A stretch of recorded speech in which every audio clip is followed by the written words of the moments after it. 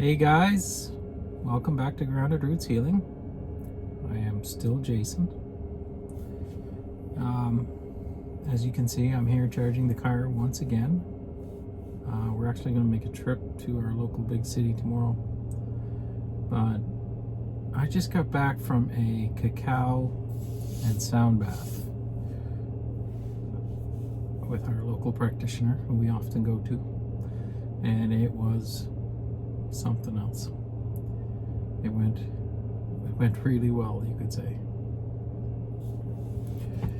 So my last video I talked about spiritual nihilism and how I wasn't sure what the point of all this was. What's the point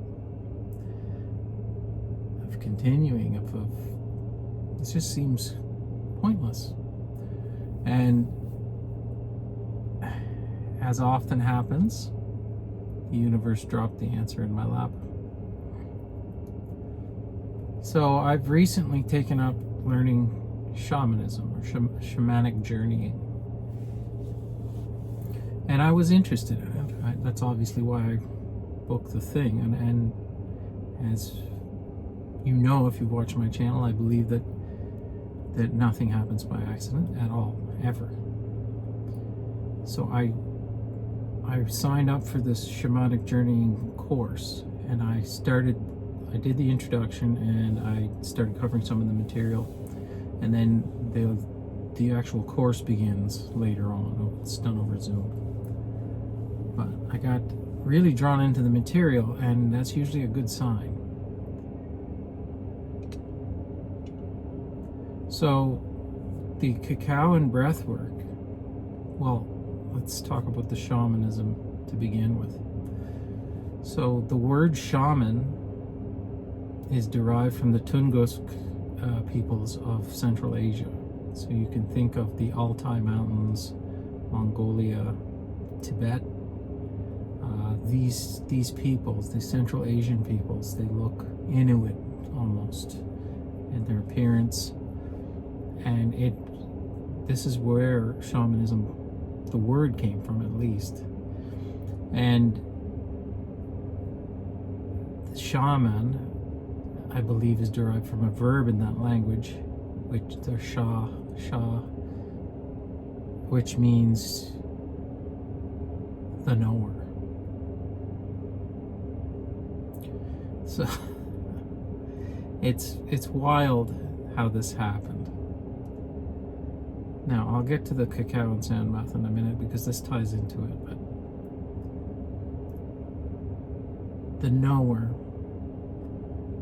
I was looking for a purpose. I was looking for a reason to have excitement for the day and be excited about things that I'm going to learn. And I felt that if this was all a matrix and it was all irrelevant anyway, then what's the point of learning about it? It's not exciting for me because it's all going to go away. And in steps shamanism. So what the shaman does is translate. Essentially, what you're doing is you're translating the language of the lower plane, the middle plane, and the upper plane. The upper plane, you can think of the angelic realms. The lower plane would be Mother Earth and Fey realms, things like this. And then the middle plane is Midgard, Earth. So you're essentially a traveler of these planes. You are an expert in learning how to navigate these environments, we'll call them, and bring back applicable information. So it opens up a heck of a lot of territory for me to explore and to be interested in it, to learn about. And it's territory that is outside of this matrix. Now, I already know all of this. I know I've been a shaman They go by many other names. Priest, priestess, etc., etc., in other lives. And your higher self will know all of this information anyway. However, to experience it from this body, this avatar, is all new. It's all new.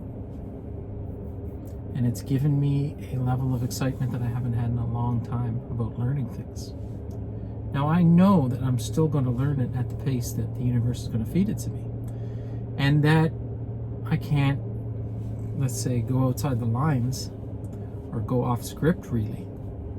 But it doesn't matter, because this stuff is extremely interesting and cool. So that seems to be a viable path for me to move forward with. And I believe I will likely be able to tie in a lot of the knowledge that I've learned. I mean, of course I will. That's how this game works. All the knowledge was for a reason. And you'll start to see it. It'll start to play out. The movie is very intricate.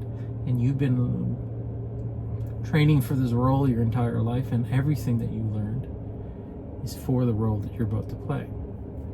Okay, so that's got me off my nihilism train. That's gotten me on to excitement for the future and excitement to learn more about this, because I just started this program. And all I've learned, there's the course material is accessible, so I just went on and I started reading and learning as much as I can. And there are 3 basic tenets to get you started, and I applied those tonight.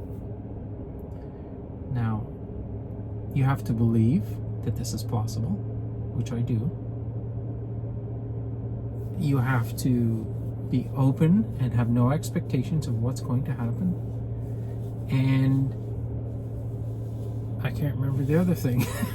That's how new this is to me. But I did this while we were having the sound bath. Now, we had the cacao ceremony first. It wasn't really a ceremony as per se. It was just ceremonial cacao consumed. We did it with reverence, but it wasn't like a full ceremony. And by chance, they had a new type of cacao. It was much more raw, much closer to the original source, and you could taste the difference. And I noticed immediately after consuming it how much more grounding it was for me. It was impressive. I took less of a dose than I did in the last ceremony, and I felt it quicker and also less, I wouldn't call them side effects, but my heart didn't race this time. I didn't have the headache that I had last time, because this stuff does have a lot of chemicals, compounds, let's say, in that can dilate pupils and different things. It's not psychoactive. All it does is open your heart center. So we consumed the cacao, and then we went right into the sound bath. I don't think you could do a more appropriate matching of 2 different modalities in one ceremony. It's nearly perfect for the amount of time that you have to do it. The cacao is extremely grounding and calming, and then you go into a sound bath, which is the same. So sound is also part of the shamanic process, usually in drum form. And in that particular instance, when you're using drums to, how would you say this? So Jillian has a bowl for each chakra, a sound bowl, and it's aligned with the frequency of each chakra. Each chakra center in your body has a different frequency. That's why it has a different color.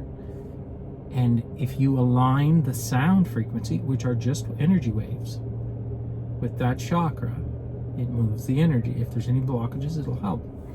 So she started playing all the bowls. Now I'm getting off topic. What's happening is not only is it aligning with your chakras, which is an energy system, but every cell in your body is also energy. It also has a frequency. And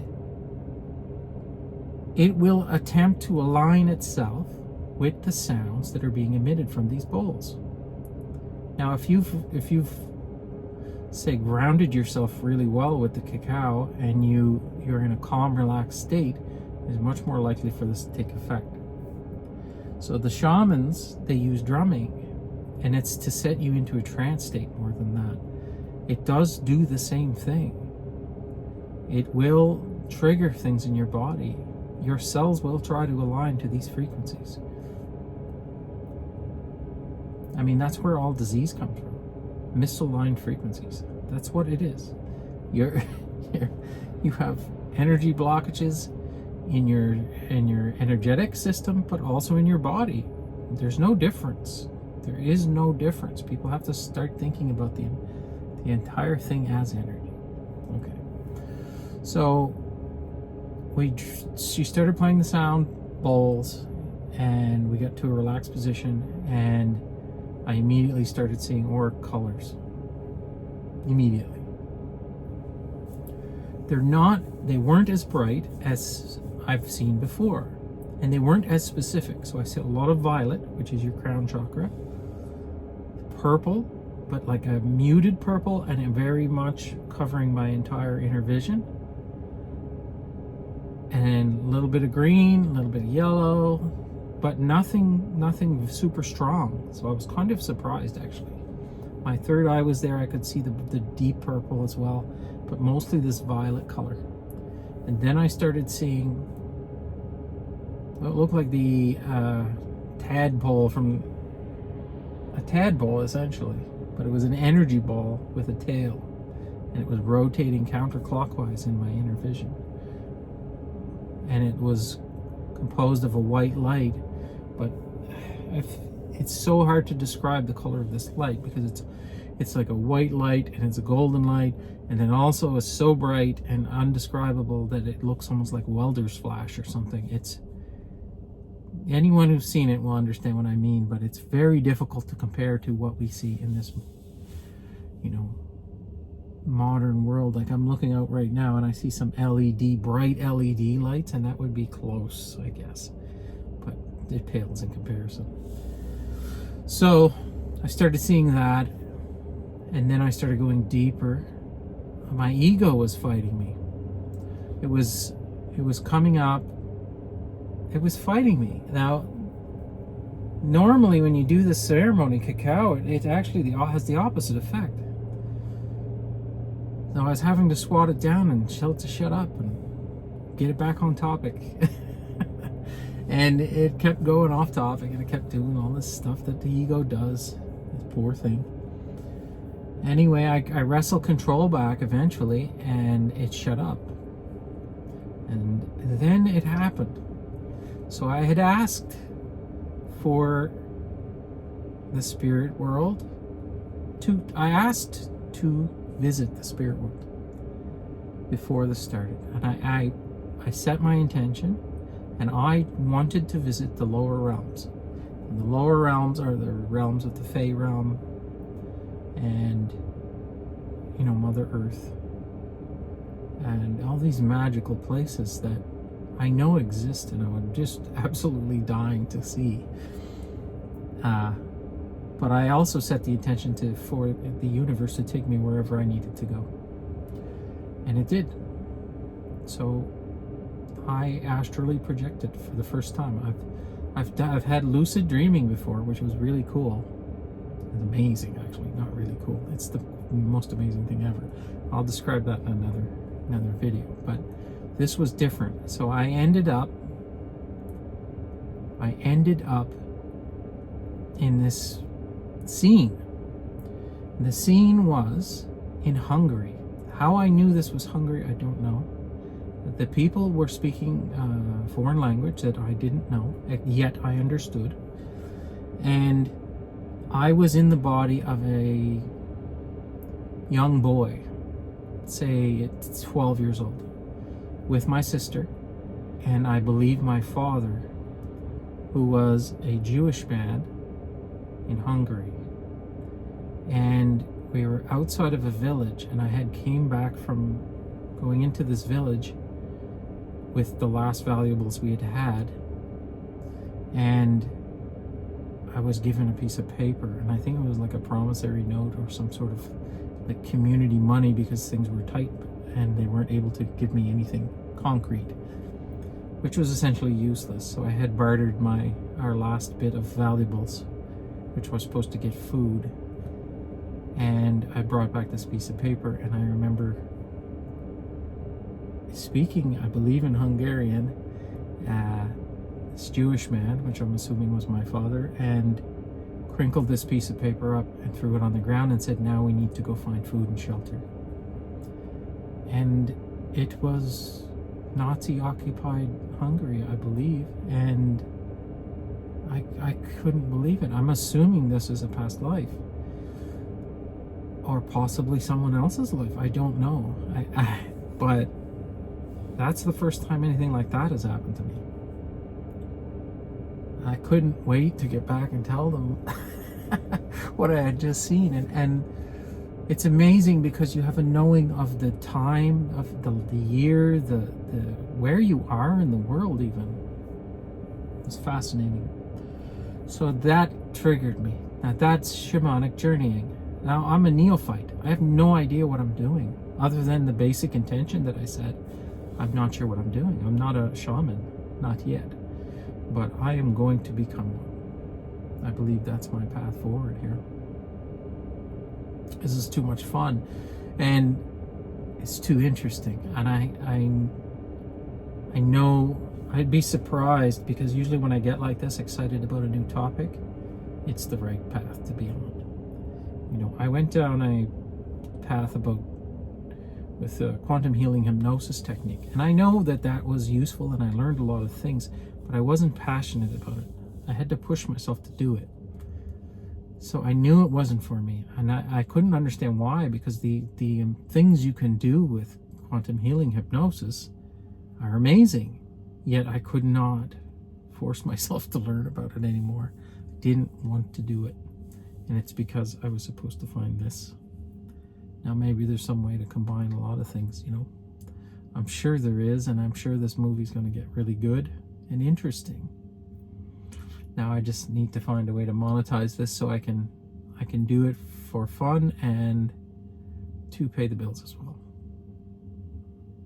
So, you know, don't get ahead of myself, but I'm going to continue on with this program that I'm in. It's a few months long, and then I will keep working towards becoming a shaman, and unless something else comes up and that it seems more applicable. So yeah, that was pretty amazing.